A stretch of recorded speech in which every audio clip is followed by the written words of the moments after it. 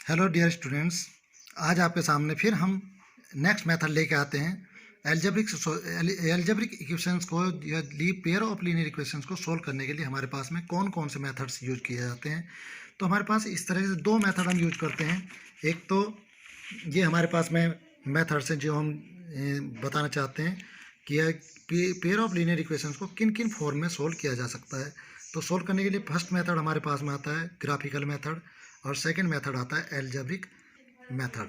तो ये graphically method क्या होता है प्यारे बच्चों, जो हमारे पास में इक्वेशन दी हुई होती है उसे ग्राफिकली फाइंड करना होता है। ग्राफिकली का मीन्स है कि पहली इक्वेशंस के हमें कम से कम दो सॉल्यूशन फाइंड करने हैं, और इसी तरह सेकंड इक्वेशन के दो सॉल्यूशन फाइंड करने हैं, फिर उनको एक ही ग्राफ के अंदर प्लॉट करना होता है। तो उसके ऊपर डिपेंड करता है कि हमारा सॉल्यूशंस तीनों कंडीशंस में यूनिक सॉल्यूशन आता है, इंटरसेक्टिंग लाइन है, पैरेलल लाइन है, या फिर कोइंसिडेंट लाइंस आती हैं।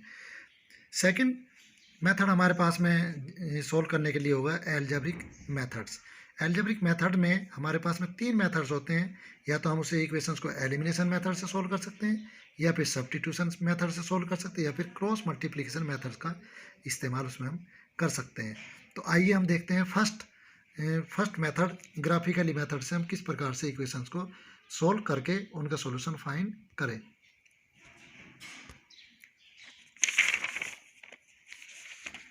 तो ग्राफिकल मेथड से सोल्व करने के लिए पहले हमारे पास में हमें कम से कम दो लीनियर इक्वेशन चाहिए।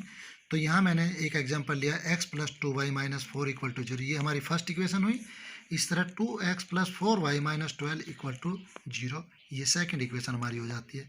जब हम इसको सोल्व करते हैं तो हम देखते हैं कि जी यहाँ दो इक्वेशन से पहली इक्वेशन को हम ले लेते हैं, और पहली इक्वेशन को जब सोल्व करते हैं तो हम देखते हैं कि ये x + 2y - 4 = 0 दिया है। तो यहाँ से 2y = यहाँ पर लिख चलते हैं 2y = ये 4 इधर ट्रांसपोज हो जाएगा तो यहाँ 4 आ गया, माइनस ये जो x है यहाँ से ये x इधर जाएगा ट्रांसपोज होकर माइनस का हो जाएगा, क्योंकि यहाँ पर x पॉजिटिव दिया हुआ है। तो ये 4 - x हो जाएगा, और ये y के साथ में दिया हुआ 2, तो ये इसके अपॉन में हो जाएगा। यानी ये इक्वेशन हम 9th क्लास में सीख चुके हैं कि y की टर्म में इसको कैसे कन्वर्ट किया जाता है। तो अब ये हमारे पास इक्वेशन है। तो इस इक्वेशन को सोल्व करने के लिए हमारे पास में मिनिमम दो वैल्यू चाहिए, जो इसको x की दो वैल्यू हो तो y की वैल्यू भी उसके कोरस्पॉन्डिंग हमें मिल जानी चाहिए। तो यहाँ पर हम x की वैल्यू 0 प्लेस करते हैं, पहले x की वैल्यू 0 रखते हैं। तो ये 4 - 0 4/2, इसका मतलब 2 से 4 कैंसिल हो जाएगा 2 टाइम। इस तरह से आपकी वैल्यू यहाँ पर 2 आ जाएगी। जब हम इस पर y की वैल्यू 0 रखते हैं, सेकंड बार में y की वैल्यू 0 रख देते हैं, तो y की वैल्यू जब 0 रखेंगे तो यहाँ पर 2 की मल्टीप्लाई 0 में होगी तो 0 हो जाएगा। तो यहाँ से 2 फिनिश हो गया, ये 2 यहाँ पर हो गया 0 हो गया। तो 4 - x = 0। इस तरह से 4 = x, यानी x की वैल्यू 4 आती है। तो y की वैल्यू 0 रखने पर x की वैल्यू 4 आती है। ये हमने यहाँ पर इस तरह से दोनों सॉल्यूशन की हम एक टेबल बना लेते हैं, और इस टेबल की फॉर्म में दोनों इक्वेशंस को सोल्व करके इसी तरह की दो टेबल लाते हैं। तो ये सेकंड इक्वेशन को जब हम सोल्व करते हैं तो 4 इक्वेशन 2, इसी के लिए जैसे यहाँ लिखा है 2x + 4y - 12 = 0 सेकंड इक्वेशन थी। तो इसको भी हम जैसे सोल्व करते हैं तो x y की टर्म में इसको ट्रांसपोज करते हैं, तो 4y = 12 इधर जाके पॉजिटिव हो जाएगा, ये लिया हमने। और ये जो 2x है ये उधर जाके माइनस का हो, तो ये 12 - 2x अपॉन ये y के साथ में जो 4 दिया ये इसके अपॉन में आ जाएगा। इस तरह से ऊपर दिखा देता है 12 और 2, इनमें दोनों में जब हम कॉमन लेते हैं तो कॉमन लेने पर यहाँ ब्रैकेट में आपका 2 बाहर आ जाएगा, तो ब्रैकेट में बचेगा 6 - x अपॉन 4। इस 2 से इस 4 को कैंसिल कर देंगे 2 टाइम, तो 6 - x अपॉन 2। अगर ये सोल्व होता तो कर लेते हैं, अदरवाइज इसको ऐसे ही छोड़ देते हैं। तो यहाँ पर देखते हैं कि 6 - x अपॉन 2, ये आपका y की फॉर्म में इक्वेशन सेकंड आ गई। अब यहाँ पर x की वैल्यू प्लेस करते हैं।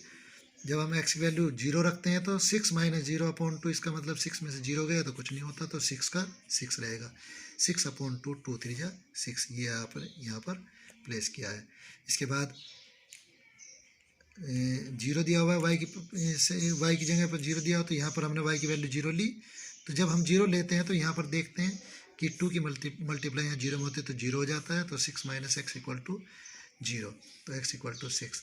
इस तरह भी देख सकते हैं कि x की वैल्यू अगर हमने यहाँ पर 6 रखी तो यहाँ से 6 - 6 0/2 = जीरो। इस तरह जीरो हो जाता है, 0.2। किसी भी नंबर को अगर जीरो को डिवाइड किसी भी नंबर से करते हैं तो उसकी वैल्यू जीरो आती है। तो इस तरह से हमारे दूसरी इक्वेशंस के दो सॉल्यूशन, एक्स और वाई के, एक्स की वैल्यू जीरो थी तो वाई की वैल्यू 3, और वाई की वैल्यू जीरो होने पर एक्स की वैल्यू 6। तो इस तरह बहुत ईजिली हम इसको एक्स की वैल्यू और वाई की वैल्यू के, एक्स के और वाई की वैल्यू से इक्वेशन को सोल्व करके ईजिली फाइंड कर सकते हैं। अब हमारे पास एक वैल्यू ये है और दूसरी इक्वेशन ये है, इन दोनों से हम कंडीशन भी देख लेते हैं कि कंडीशन क्या है। क्या इन दोनों कंडीशन को उसके फॉर्म में देखते हैं कि ये हमारी दो इक्वेशंस में यहाँ पर a1 1 है और यहाँ पर 2, तो इस तरह से a1/a2 is equal to 1/2।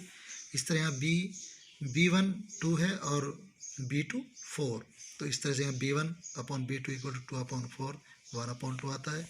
Constant term की कंपैरिजन करने पर -4 और माइनस के 12, -4 -12 यहाँ पर रखते हैं तो इस तरह से 1/3। अब हम देखते हैं 1/2 1/2 दोनों फर्स्ट इक्वल है लेकिन तीसरे वाला इक्वल नहीं है।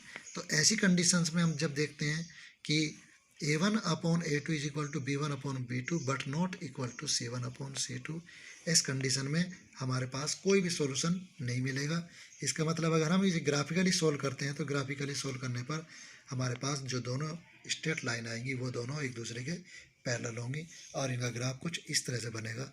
यहाँ पर आप देख रहे हैं ये पहली इक्वेशन है x + 2y - 4, तो 4 0 वैल्यू थी और इसकी 0 2 थी, तो यहाँ पर 0 2 और 4 0 से इसको मिला देते हैं तो इस तरह से एक फर्स्ट स्ट्रेट लाइन हो जाएगी। इस तरह सेकंड 0 3 और हमारी वैल्यू 6 0 थी, तो इससे मिलाने के बाद में आपका फिर ये पूरा एक लाइन स्ट्रेट लाइन आ जाती है और ये इस तरह से दोनों लाइन एक दूसरे के पैरेलल जाती है। तो इसका कोई सॉल्यूशन नहीं होगा।